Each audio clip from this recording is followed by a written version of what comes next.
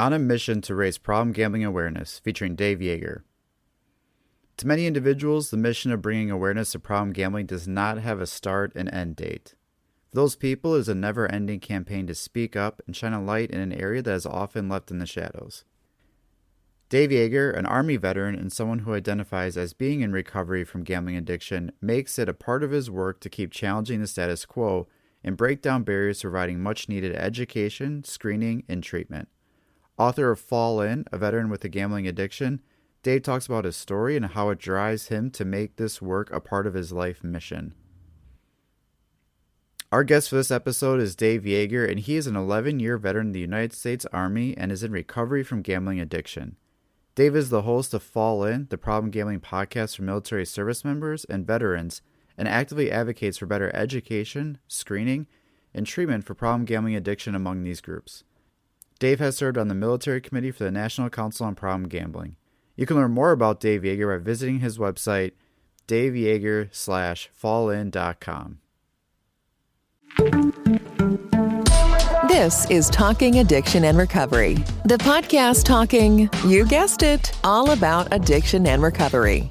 Join your host, licensed professional counselor Andrew J. Schreier, as he and his guests break down recovery topics with raw honesty, delving into niche conversations around the topics of substance abuse, mental health, and gambling. We intend to meet individuals where they are on their own personal journey of recovery, with dignity, respect, and compassion. We'll do more than talk addiction and recovery. We'll explore it. We're glad you've joined us. Here with today's episode, your host, Andrew Schreier.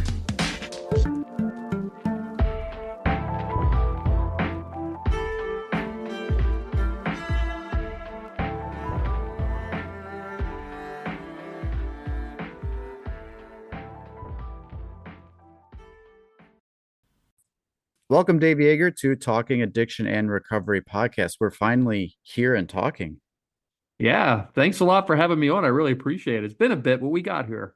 Yeah, that's how it works. It's like, let's get this going. Let's have you on. Didn't work. Reschedule. Didn't work. We got to talk in person even before doing this. And then you're also busy right now. You're at conferences. You're tabling for your book. You were on panel.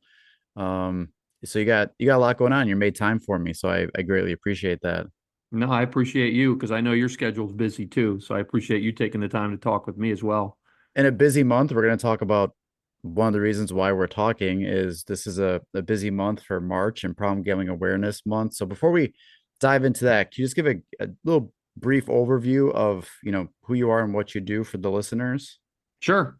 My name is Dave Yeager. I'm an 11-year veteran of the Army and also in recovery for a gambling addiction that I struggled with over the course of starting back in 2007 is when actually 2001 is when it started, and finally took charge of it in 2007, went through a relapse, and then ultimately in 2020, I re-engaged fully in recovery, and now, regularly attend Gamblers Anonymous. I also now work as a recovery coach, and a trainer for military and veteran organizations. I do a lot of speaking on it. I'm completely engaged in what I do now. I'm just one of the happiest people on the planet right now. Yeah. And I've heard your name before. We've run into each other at different, I think we've ranged each other in 2 or 3 different states now, with doing all this. So your name is very familiar in, the gambling treatment and work that we do and talks, and then you released a book. So, kind of where to start with all this. I was thinking, as you say, 2007 seems like a while ago that, really when you say that that's where things really kind of started and took over. It's amazing to think about that because when you sometimes read stories of, people in their recovery and their journey, sometimes I feel like they're kind of, oh, this was like 20 years ago or quite a long time ago, but some of your story is pretty recent and fresh and what you've been doing with it. So I'm just curious, how's that been for you with doing that, having, speaking engagements, writing a book, deciding to really, put that out there. And that's a way to say it, is really put yourself out there. Yeah, you know what? I went through two pretty bad bouts with this, and the decision I made, and I'm not sure if you're familiar with Christina Cook, who does a podcast for women in Yep. recovery from gambling. She used the term living her recovery out loud.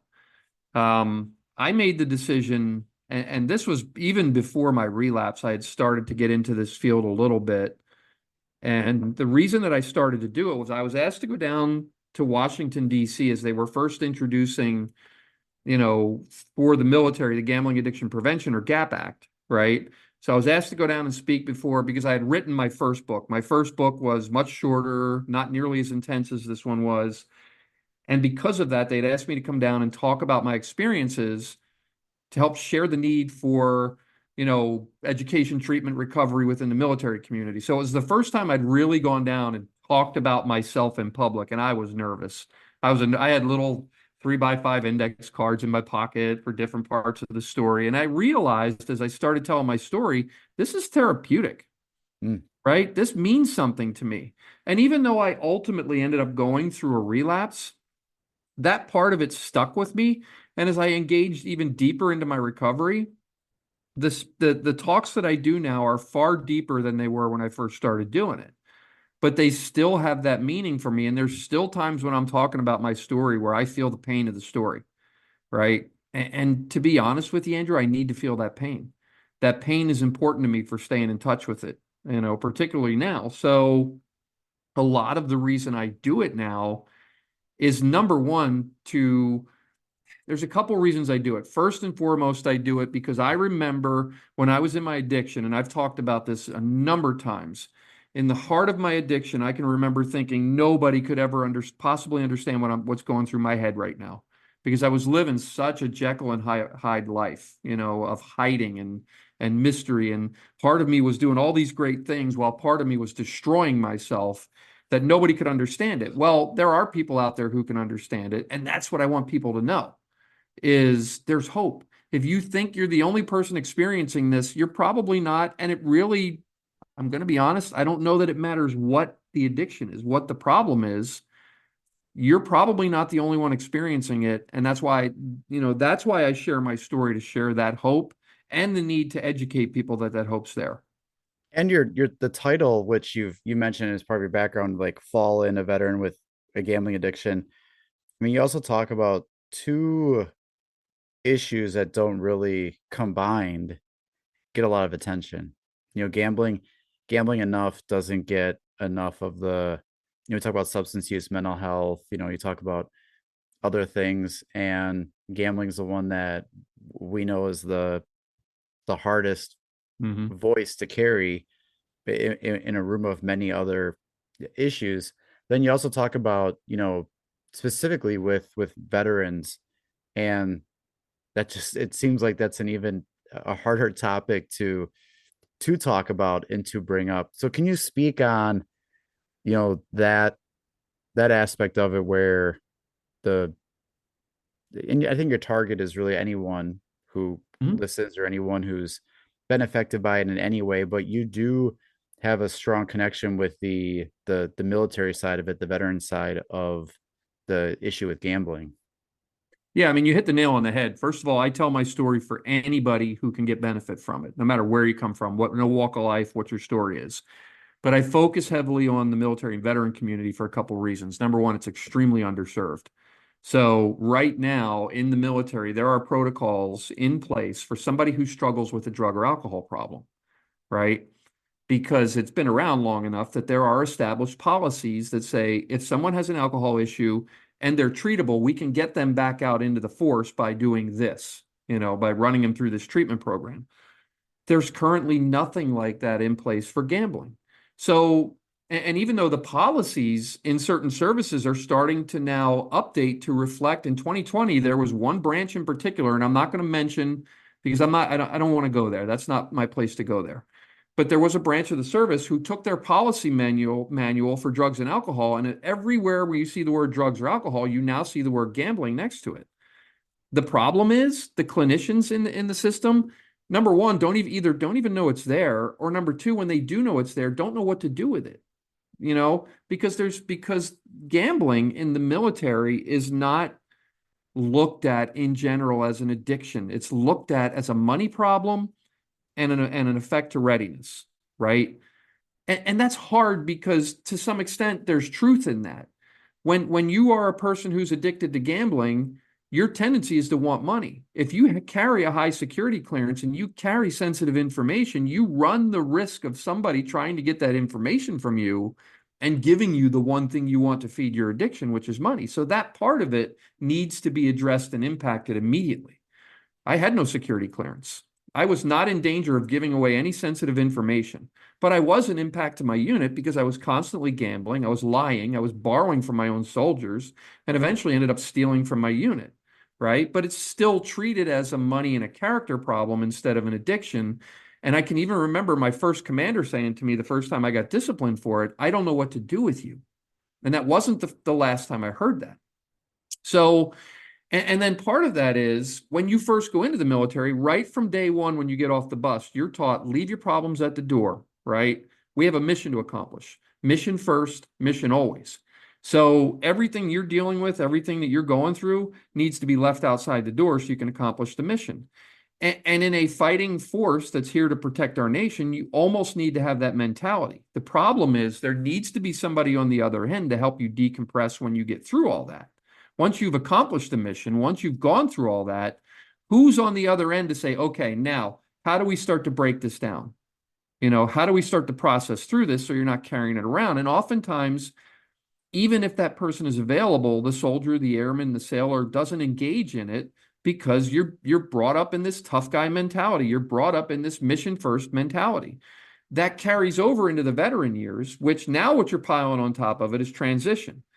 And this is something you don't hear a lot of talk about. Transition from military life, especially a lot of years in the military, back to civilian life can be, I'm not going to say is, can be incredibly difficult. You're going from a disciplined mentality where you have rules and regulations to stand behind, right? You have cohesion, and in often cases a bond that even if you don't like the people you're around, you're bonded with them because you need each other to stay alive in some cases, right? And you've got plus you're carrying around weapons of destruction and just, you're allowed to carry these things around. There's all of these things that you move over into civilian life, and a lot of this stuff disappears. The cohesion's not there. I remember moving from military. I was a non-commissioned officer, so I led people, right? So if somebody got in trouble, I sat them down in front of me and I said, here's what you did, here's what regulation you violated, and here's how we're going to correct it. I got into civilian life, and I remember the first time one of my employees got in trouble, I was in manufacturing, and I sat him down in front of me, and I said, here's what you did. Here's what we're going to do about it. And they said, I'm going to HR. And then the next thing I know, I'm sitting in front of HR, and they're going, well, you can't do things that way. We have certain ways that we need to do. And I'm like, wait a minute. What happened to chain of command? What happened to discipline? Why am I even in this position? And that's just one tiny little piece of a whole bunch of things that you have to adjust to moving to veteran life. So now you take all of this mission first, leave it at the door, the warrior mentality of, I'll never leave a fallen soldier behind. I'll always put the mission first. My problems don't count. And now you carry it over to veteran life where your transition stinks. And the result of that is, and if you look at studies that have been done over the years, military service members and veterans are at almost twice the risk of developing a gambling addiction as the average civilian, as their civilian counterparts. The other part of that is, on average, military service members tend to be 18 to 30-year-old people, most predominantly male. And even though the numbers of females in the military and the number of female gamblers are increasing, it's still predominantly male-driven, predominantly in that age group of about 18 to 30, right? So now you've got the perfect storm, basically. It's a perfect storm, and that's why it's so difficult. Yeah, and I wonder too, I think some people don't really fully understand like gambling and then in military. Sometimes it's almost the same conversation that I have when people wonder about how do people gamble in prison. And it's like, yeah, that happens. Like but people kind of struggle to think like, well, how does that occur? And I think a lot of people struggle to think of how does gambling happen in the military? Like, how does that even occur? So for people who don't really understand that, how is it that gambling is either available or is it a part of culture, but how does someone even really engage with that? Because it's different in many ways, but also it's not as different as you might think. Like, well, there's no way they don't have that. Like, you can gamble in the military. Yeah, and I'm going to give you a couple of different examples. First and foremost, I have a very good friend of mine who is in recovery for gambling addiction, who was deployed to Iraq, right? While you're deployed in Iraq or Afghanistan, there are no casinos all around you to be able to go to and gamble. And most likely, you don't have phone access to sports betting or anything like that. Well, they had a little plywood room, back room, where they played poker. They were a cleanup team. So if a team went out and got into an engagement and there was a bunch of stuff that was left behind or whatever, their job was to go out and clean up the situation and basically patrol the area, get everything cleaned up and go back. So there was a lot of downtime in between these situations. So where they were in their camp, they built this little room and they basically made it like a speakeasy. It was a little plywood boarded off room where unless you were part of the club, you weren't getting in, and they let you in and they almost constantly played poker, almost constantly. And even if they didn't have money, they would gamble on promissory notes. They would gamble on, you know, certificates to be able to go get a haircut or to go do something. They would Which is gamble. value. That's what people sometimes Yeah, misses to different populations. Like, I'm so glad you talk about this, because I look at, people think kids can't have a problem with gambling because what money do they have? People who are incarcerated can't, but kids can gamble with something of value. I remember kids would gamble with like clothes. Like yeah, when I worked in a group home, like, oh, I like that shirt. Like, let's bet something on it. And then incarceration, like they bet with commissary, or like, it's not just, people get caught up in it must be a large amount of money for there to right. be a problem. But you just touched on, in this, like, value is very different to someone in Yes. military. It's not going to be necessarily a big stack of cash, but there's value in things there that can be gambled with. That's so funny you say that because I do a lot of times when I talk about this and I talk about gambling and the definition, and I go through it even with clinicians who work with them because I think it's important. Is I always put up the words risk, value, right, and reward. So I say you're risking something of value for something of potentially greater value, for the reward of greater value with no guarantee that you're going to get that greater value. And I always say the same thing. Please notice that not once through that whole thing did I use the word money, you Yeah. know, Or and how much or how right, little. Like, right. I always tell people that the money is like the shock value to people, Mhm. like when they hear a certain amount of money. But I always, when I do trainings or talks, I always try to make that point of, like, that's not really a diagnostic criteria. That's not really Right. um accurate, because it's why we miss certain populations. It's why we miss, Yes. you know, why a teenager could have a problem, why we miss people who are incarcerated, why we miss people Mhm. who are in the military, is because our idea of someone with a problem gambling is someone who's at like a casino, Right. or betting with large amounts of money or more and Right. more money. And that's not what we're really looking at with some of these specific populations. Yeah, and it's about increasing risk, not necessarily increasing money. Right. But let's talk about casino gambling and that sort of thing. In years and years and years ago, back in 1930s, 40s, whatever, there were casinos on military bases throughout the United States, right?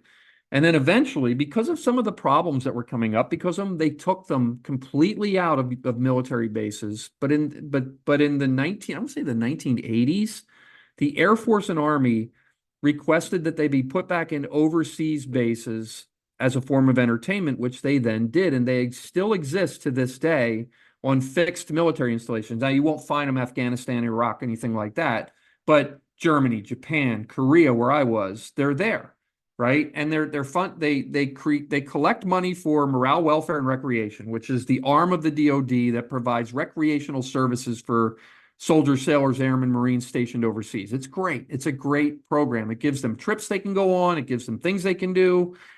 These machines, and at one point there were over 3,000 of them overseas, at one point we're generating upwards of $130 million per year, right? $130 million per year. There's two things with that. I don't have a problem with making money for service members to be able to do things.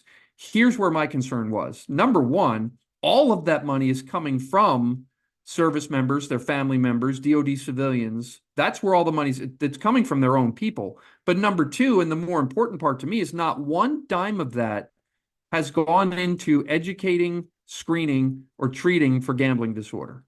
Right. Okay. And I remember walking into the rooms in Korea, which is where I fell into my addiction. I don't ever remember seeing a sign on the wall that says, these are the signs and symptoms of a gambling addiction. I don't ever remember on the days when I was there for 8, 9, 10 hours straight, somebody walking up to me and going, hey, you've been here a long time. Is everything okay? I don't ever remember that happening. And even the people I talk to today who've experienced that say the same thing. So I don't know that it's changed a whole lot. Am I going to guarantee it? I don't know. I'm not there. But what I hear, the murmurings I hear, is that it hasn't changed. And then part three of that relates to more recent changes. 2018, when the Supreme Court said, okay, states, now you can decide whether or not your state does sports gambling, online casino, all that. Well, there are military bases all over the United States. And you get this impression with the military when you see movies and stuff that they're always on the move, that they're always on call. There's a lot of Yeah, downtime in the doing like military. routines, drills, like It not there's even at that, but always waiting for busy. transportation, waiting in line for medical services. Times when there literally is nothing going on. I mean, like extreme boredom. We would go out to the firing range, right? And you'd fire your weapon and you'd get through your qualification. You still had to wait for 20 people to qualify. You still had to wait for transportation to show up. So there were times I'd be sitting out there for an hour, hour and a half, 2 hours into doing nothing, literally nothing, right? Nowadays, we have our phones, and if you have access to the internet and you can access it, guess what? Now those soldiers are sitting out there waiting for transportation. Now they can start betting on games. Now they can do a multi-leg parlay. Now they can do all of, online casino. If it's available to them. Now there's some places where it's not, where it's blocked, and that's good, I think. But in the places where it's not, guess what? Now you have that opportunity. So it's all over. And you're right. It's not just about money, but you also know that money is probably the largest catalyst for the addiction. Yeah, Even though it's not always about the money. yeah. So And my as you're talking about it too, I think of top down, change in needs, but also trying to reach out to the person that is struggling now. Like we can't always wait for the the bigger changes to occur or yeah. the shift and how we're going to address it. So I do want to ask you, about that because it's different, and you talk about the transition as well. Like that's I've been kind of in a unique position as a counselor, where sometimes I have a client who I don't know their background till they come in and then they start sharing it. That's sometimes where all of a sudden, I remember some that I've had where they completed their service, they came home. I remember the families thought everything was going to be different now that the person returned, and it's not that simple. It's Mhm. not that easy. I remember this one couple I worked with where, you know, the the the wife was doing so much while the husband was gone, and then when he came home, there was a thought from her about relief that like she wasn't doing this all by herself, but he really struggled to do some basic things. And when I talked to him, he was like, I'm used to having someone tell me what to do. I'm used to having someone direct me or schedule this with me. But it really he talked a lot about, once he left, there that transition period was so difficult. And how do we as like a profession, or if we're trying to give some services or give some help, how do we approach a population like the military or individuals who have a military background? Because I think one thing that people are sometimes hesitant to do is they feel like they can't do anything because they didn't come from that background. So like if I didn't serve, I don't know how I can help this person because I didn't go through it or I didn't live that. Me, I just try to be a good counselor. I just try to listen and give a safe space, and it's not about me having the experience. But I think when you do look at populations like military, armed forces, first responders, you know some of that is uh, I think a lot of people step back because they feel like they can't make a connection to that population. But I don't know if like that's necessarily true. No, I don't think it is true. And I think there's a way to approach it. And you spoke to it a little bit with what you do is first and foremost to say, look, I've not been down the path you've been down. So I don't understand a lot of what you've been through and a lot of your mentality. So I'm going to need you to help me. I'm going to need you to be the expert so I can better understand it. If you make the first responder, the veteran, the service member, the expert in their own journey, they're more likely to share with you what that journey looks like and feels like. So that's number one, right? If you sit it, but and the one thing you want to avoid is you want to avoid saying things like, "Were you in war?" and "Did you shoot at people?" and all this violent kind of stuff. No, Unnecessary like questioning, right, like fat like digging for things that we don't really need to dig in this area. right. Create an environment where they can share with you what they and they'll tell you like when I say, hey, well, what tell me about it? What'd you like? It's not always what I thought it would be. It's not always what I realized it is. There's so many different things that go on and occur in different jobs and roles. It's not just everything you see on a movie. And that's the perfect answer right there. That's the perfect approach is, look, you can't take this from a, excuse me, from this is what I've seen on TV or movies approach. If you try to assume that you know what that person's been through, you're going to lose them very quickly, 9 times out of 10, especially with a service member or a veteran, right? If you more become the student, right? You are the expert from the counseling perspective. You're the expert from once you've reached that level with them, guiding them or showing them a path that they can walk down. What we're not the expert on is who this person is and where they came from. So the minute you allow them to open that door and become that expert, now they'll open the door and allow you to be an expert at what you do, right? And then I think the key to it is just find a point of connection, right? Just find some point of human connect. We're all human. So we can all find a point where we can connect on a human level. And if you can find that point, now you've got something. That's my opinion.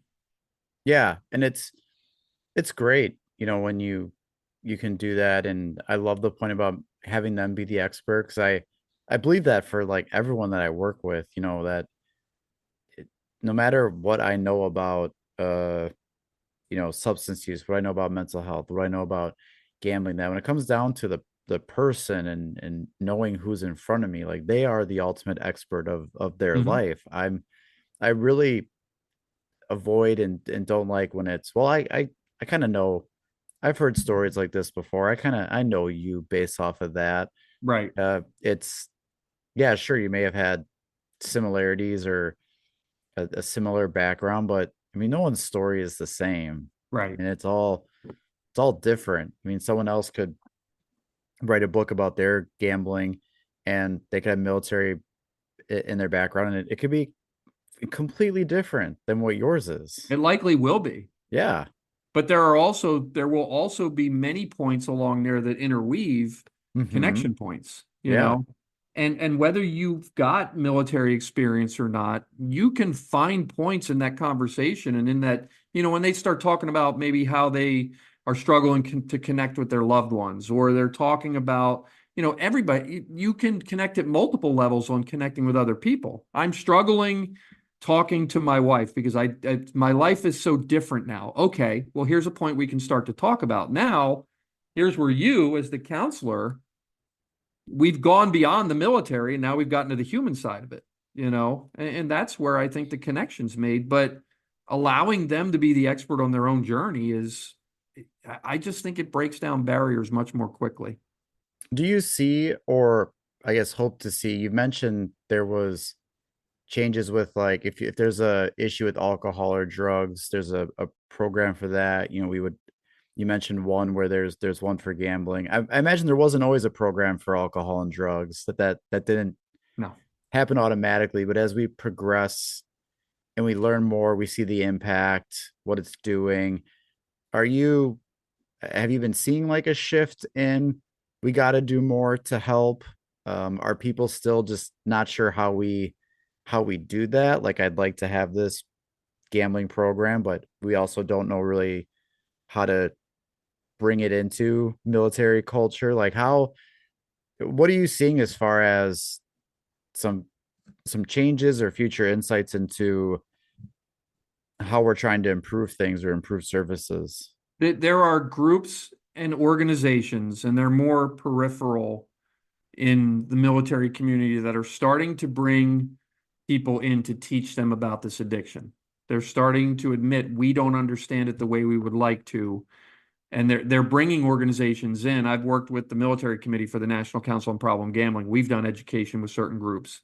I work with Kindbridge Research Institute. We've done education with certain groups, and again, they're more on the periphery of things, but it's beginning. There's murmurs, right? The talk is starting to happen. Now, there's still a large core at the center of all this that feels unbudgeable right now, right? So we're chipping away from the outside. We're Andy Dufresne in Shawshank, right? Yeah. With the soap hammer digging the tiny little hole for the tunnel, right? But it's got to start somewhere, and I think that we're further along than we were even when I started doing this. That felt like, I felt like an impenetrable wall. Now it at least feels like we're making some progress and we've got some ears. And as we create more of those ears and we create more of that curiosity and we start to educate more, I think more people will come on board with it. But it's going to take time. It is. It's going to take I don't think this is going to happen overnight. Unfortunately, like you saw with tobacco, like you saw with alcohol, like you see now with opioids, right? It's going to take pain and blood for people to really start to open up and dive into this. And what I mean by that is that's got it. It's a shame that I even have to say this, but it takes enough stories of people suing because of suicides or, enough theft or enough news coverage that comes out to where all of a sudden, the organizations are like, okay, we can't afford not to step into this anymore, and that's what I mean by paying it in blood. And it's unfortunate that I even have to say that. And I really hope it doesn't come to that. But my sense is that's what it's going to take to get there. Yeah, it's really hard. I always talk, and I just posted this on LinkedIn yesterday because there was the story about famous baseball player whose interpreter was stealing money Mhm. for gambling. And I posted about it mostly because when you see stories about gambling problems or issues, it's usually a one person headline. Right. Like this one person got in trouble, this one person got arrested, this one person went to jail. They're very individual stories, which, as a therapist and even with the theme with Problem Gambling Awareness Month being every story matters, like I do believe that. I do believe like every single person's story matters. However, the challenging part with that is it's really hard for that one voice of what's going on to carry when you're dealing with headlines that are like thousands or hundreds of thousands or millions. And that's where I in one of my trainings with gambling, I always talk about paying attention to headlines because when you read the ones about gambling, they're pretty infrequent.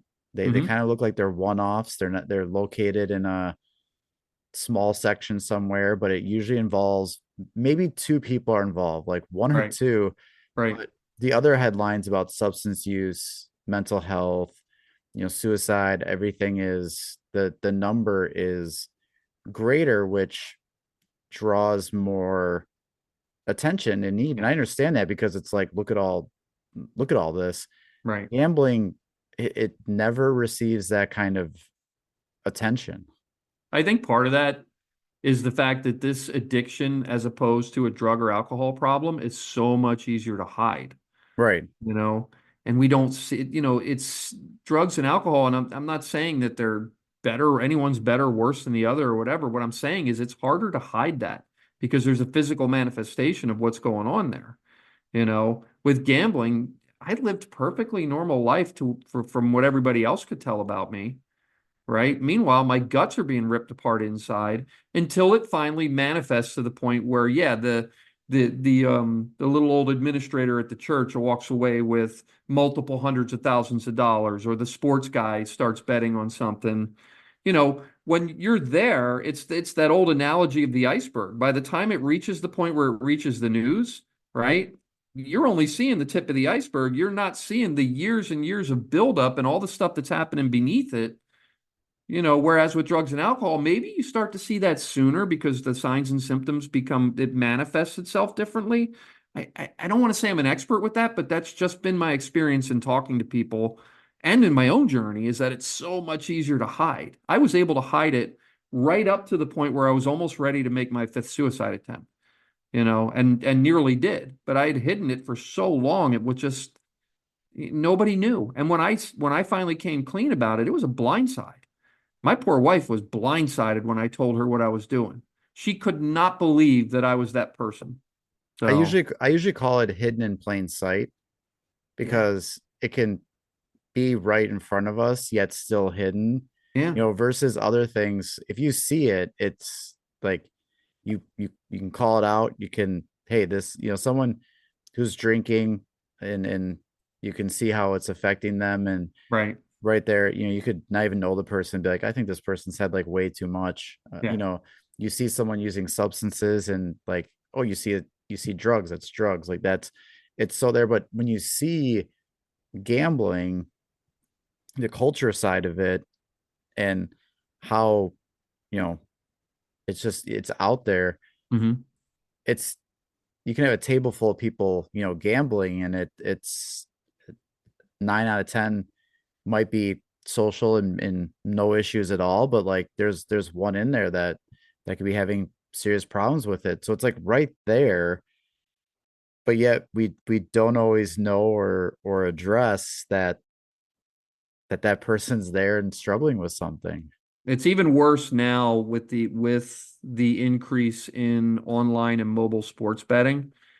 I had somebody that I worked with that said he used to, most of his friends, and this is very common now with the crowd under 30 years old, and so many of them now bet sports on their phone, right? And he said he's out with a crowd of his friends, and his friends are, putting $5 down here or a couple bucks down there. He's sitting right next to them, interacting with them like everything's normal, but he's draining his bank account while he's sitting there next to them, talking to them and having a conversation with them. He's draining his bank account, and his whole mood is sinking to the pit, but yet nobody around him would know it. He's still sitting there having fun. That's how easy this is to hide. Yeah, that's that hidden in plain sight is always Yeah. just, it's hard, and that's why I try to teach, people on paying attention to the shame, that you can kind of read on people, or the distress, Yeah. you can see when someone seems to be having fun versus when someone is like, this doesn't look fun, like Hmm. that's what you, there's something else going on here. um so I want to get back to your book, and talk a little bit more about that, because there's not a lot of books out there on gambling. They probably release one. This is probably not a real statistic, but it's almost like once every year some book comes out, but it's nothing like the other fields of like mental health, substance use, and all that.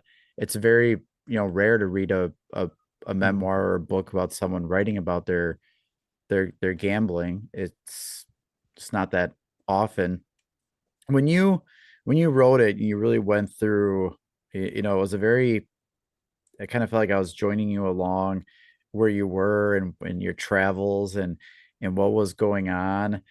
Is is that how you wanted to design it? Where you kind of want to just give people a sort of like a time capsule snapshot of like, let me take you along this journey and kind of show you where I've been and what happened, and give people like a really, because it's like the chapters are so great where you can read a page or two or three, and it kind of captures that moment, and it moves on. So I feel like it's a great transition from where you were and what was going on. What was your thinking or your ideas of, how you wanted to structure this, and kind of how you wanted to share your story? Well, first of all, I want to say thank you because you hit the nail on the head of what I was trying to convey.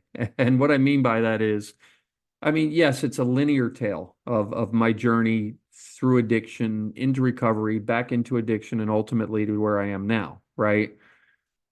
But the more important thing that I was trying to convey in this book, other than the tale, was the feeling, right? So I wanted you to come all, I wanted this to be you and I sit down outside by a campfire or inside wherever, and you just ask me, tell me about your life, and me telling you about my life to the point where you can feel what I'm describing to you. When I'm describing the things that I went through, I want people to get a sense of what it's really like for the disordered gambler to go through this addiction and to go through the things that I've gone through and other people have gone through. And the reason I want that is because if you can connect to those feelings, you can have a better understanding of what this addiction really means, right? So that's why I wrote it this way. There were times, and I've said this recently in a podcast, there were times as I was writing this book, I was in tears as I was writing it, but I needed to be. I had to feel this when I was writing it because there's no way you could feel it if I wasn't feeling it. If Yeah, all I good did was point. do a description of what went on, you would have read it as a description of what went on. If I wrote it with feeling and put the energy of what it felt like into it, you're going to feel that energy, at some level. And that's the connection I wanted to make. So, you know, I wanted you to feel what it felt like going through so that the person that's out there that feels alone or feels like nobody could understand what they're going through can connect with it and say, okay, maybe I'm not alone. Maybe I there is hope for me, which is why I started and ended the book with the exact same phrase, which is this is a story of hope. Even though a lot of the story was about the destruction and the things that went on, it was still about hope because I went from a low point of not believing anybody could ever understand me to a point of understanding that, yep, people can understand me and I can get better and I can recover and I can be the person I want to be. So, yeah, I wanted to convey the feeling as much as the words. Yeah, it felt very genuine, authentic. This is how I'm telling the story. This is how it is. Welcoming readers to join alongside it, but also not trying to, how do I say this? But not trying to make the story fit the reader. You just wanted more to invite the reader to to learn your story and Mhm. to be open to it and connect with it. And I think you do a great job of it. I think a lot of people who military side, gambling side in general, you're right, for people who don't know that or have that background or experience, like they get a better understanding of it. They get a Mhm. better glimpse into a world that's not theirs, Right. but something that they can connect to or relate to, or someone that they know. It really is inviting for the readers to like join alongside. I think of almost, you know, a show or a movie where the the you now takes me Mhm. back, and we were walking through all these moments and times, and you're Yeah. just kind of the narrator of what's happening. Yeah. um and I think that's a very, unique perspective and journey, and Mhm. it takes a lot to invite strangers into that. Like that's not an easy thing to, put yourself out there and share those things. That's tough to do, but you did it in a way for people to learn about it and have that hope. Cool. And yeah, and you hit it on the head. The movies, the books, the stories that I most connect with are the ones where I feel like I'm along with them for the ride, that I'm along with the journey, with them for the journey. And that's what I wanted from this. I wanted people to go on the journey with me at their level of connection and understanding. I didn't want them to be me. Just wanted them to go along with me and feel what I was feeling, at least for a moment, you know. So, yeah, I'm so glad you got that out of it because that's exactly what I was trying to convey when I wrote this. This had to be, and I said it multiple times as I was writing it. I forced none of it. None of this was forced writing. All of this was, if it wasn't coming up for me in that moment, I would put it aside. I would sit it down until I could feel it. And once I started feeling it again, then I would write, you know. So there are parts of it, small parts of it that are filled in, but not a lot, not very much. And you also you you write the book, you publish it, you release it. You're also, talking about it. You're at conferences, at Mhm. tables, sitting there and engaging with people right there about your story and your book. I mean, that takes a whole nother level of, you know, interaction and engaging with people to, this is my story. It's right here. Mhm. That's a lot. That takes a lot of courage from where I sit to have that right there. There's a lot of vulnerability to It do is, and that. I'm going to be honest with you. I used to feel that vulnerability a lot more. I still feel it. Don't misunderstand me. But that vulnerability now is strength for me, because I don't fear it. I'm not ashamed of my journey.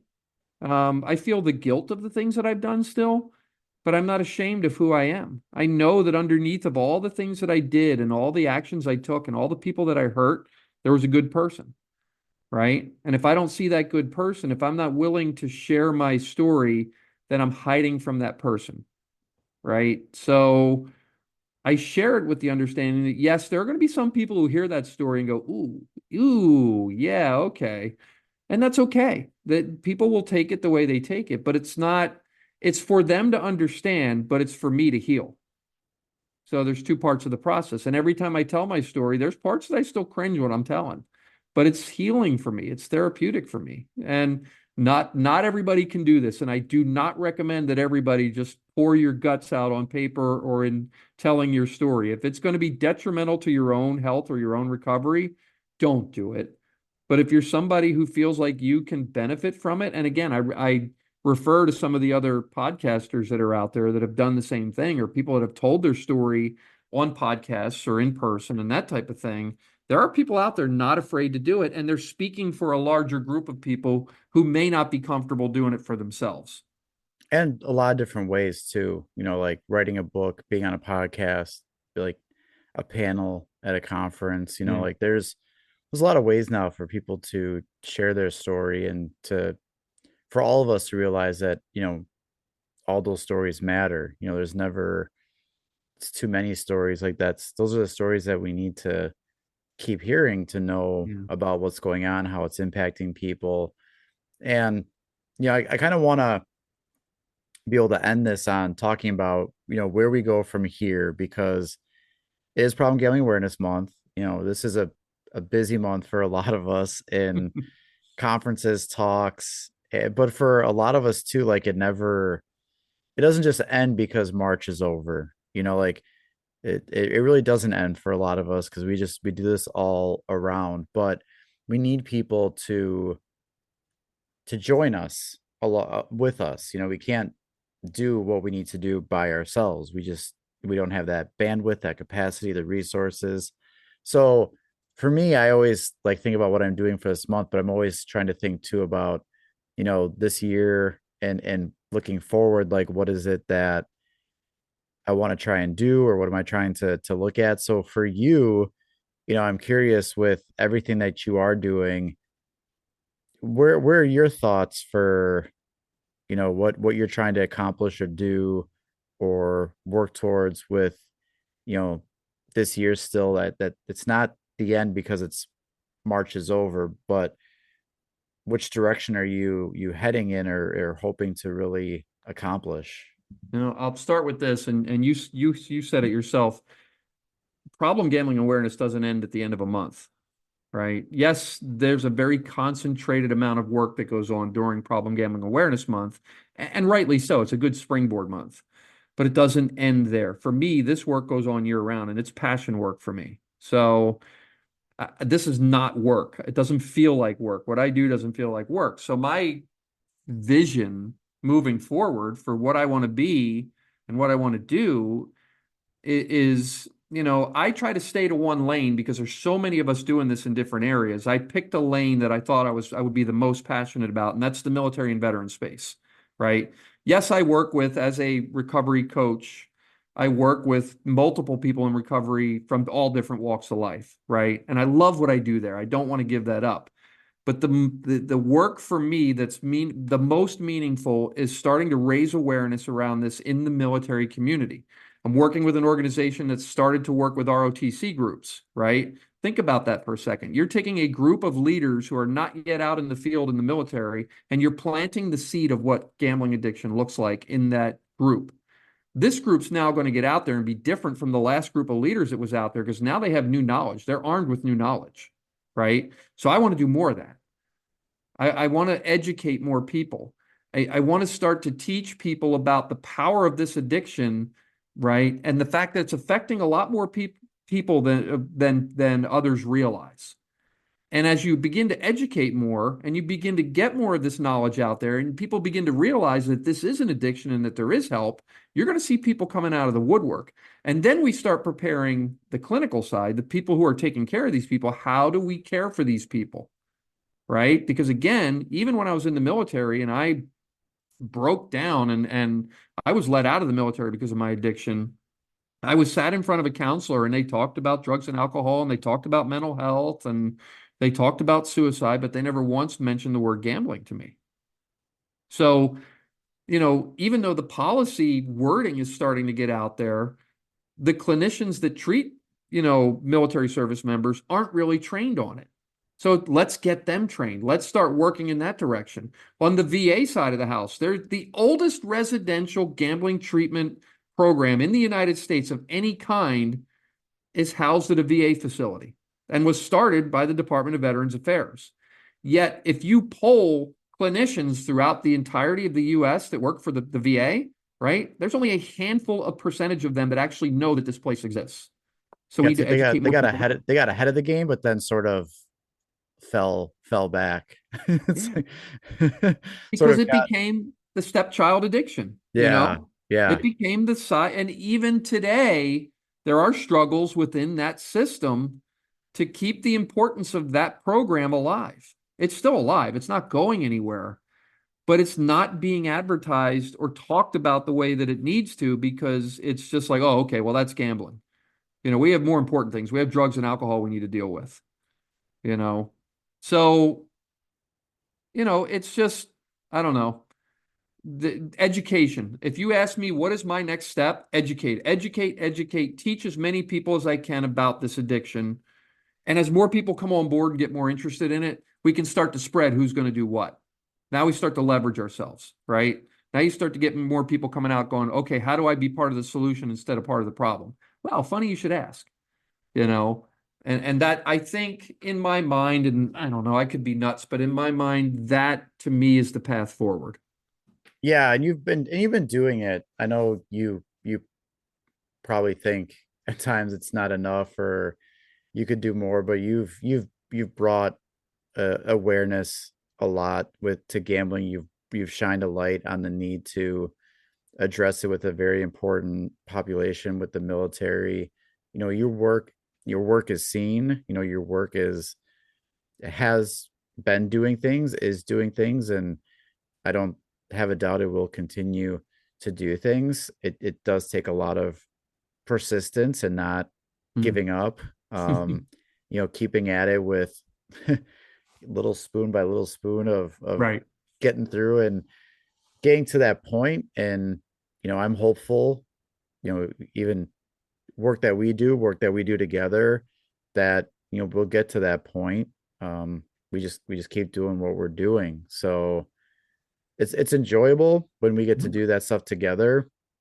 Everyone's gonna all the listeners here are not going to realize that you and I will keep talking. We're going to keep seeing each other at Right. places. There's going to be conversations we get to keep having. So it'll for you and me, this isn't over, but what you're doing does matter. It's making a difference. Your story matters, your work matters. So it's greatly appreciated for everything you've done with it. And when I think about gambling, when I think about military population, your name's up there for who I would say is someone that you go to for you know expert level education or Right. services. So you're doing a lot with it, and I think it just needs to be said, because it's sometimes, with everything we talked about, you probably don't always hear that. Well, and let me say I very much appreciate that. I'm honored to do what I do. It truly is an honor for me to do what I do. And to hear that kind of feedback means more to me than you know. The other thing I'll say to that is we need more of me out there. Yeah, yeah. Yeah. Clone So I don't, yourself. That's right. what people have told me. I had somebody from the New York Council, him, Jonathan Crandall, calls me the unicorn in the room. Right. I love the honor. I love being called that, but I don't want to be the unicorn. I want to be one among many, Yeah, and if I can become the small voice in a big room, hey, then we're doing something. But yeah. until I become the small voice in the big room, I'm going to be the big voice in the small room. So Amazing. I'm looking forward to it, to more work together, see more of what you do. for sure. And the for the listeners, we'll have links to where they can get your book and find out more about connecting with Thank you. you, and anyone that's got interest in gambling or even military populations. It's going to be strongly encouraged that they reach out to you and connect with you, because it's that's where we can start to do great things. So Would it be okay if I mentioned my website, which yeah, go has ahead. links to resources for service members and veterans? It's just www dash or www.daveyeager, DAVEYEAGER -fallin.com. So it's daveyeager-fallin.com. Yeah, and we'll have links to Awesome. websites. We'll have ways that people can connect with you with what you do. I find your stuff on LinkedIn a lot too, with how busy you are, but we'll make sure the audience gets that. So I really want to just thank you, Dave, for joining. This has been a very timely topic to discuss. The military population, and having that discussion, I think, is amazing too, because it hasn't really been one that is been talked about on the podcast, and having it connected with gambling has been tremendous, which, shining a light and building awareness. So this was a very valuable talk that we've had, and I think a lot of listeners are going to have a lot of takeaways from it. So can't thank you enough for joining. Well, thank you. And I appreciate you. I appreciate the work that you do, because you're out there as well. And you're pounding the pavement almost on a daily basis out there, spreading the word. So and I appreciate the opportunity to be here and be able to share here. So thank you. Yeah, so we'll have links to everything. Well, keep looking forward to what Dave's doing. It's a lot. Find the link to his book. It's amazing. I bought a bunch of copies to give out to people. So clearly I'm a fan of it, and we'll just keep seeing what you're doing. And an audience, thanks for joining us, and hope you learned something. You've been listening to Talking Addiction and Recovery with Andrew J. Schreier. We're so glad you've joined us and invite you to connect further with the show and these topics at www.andrewjschreier.com. That's Andrew J. SCHREIER.com. You can also email us directly at talkingaddictionandrecovery@gmail.com, and connect on social media, Instagram at Talking Addiction and Recovery, Facebook Talking Addiction and Recovery Podcast, and Twitter at TalkAR_podcast. To stay connected and never miss an episode, be sure to like, rate, and subscribe. Until next time, friends, let's keep talking addiction and recovery.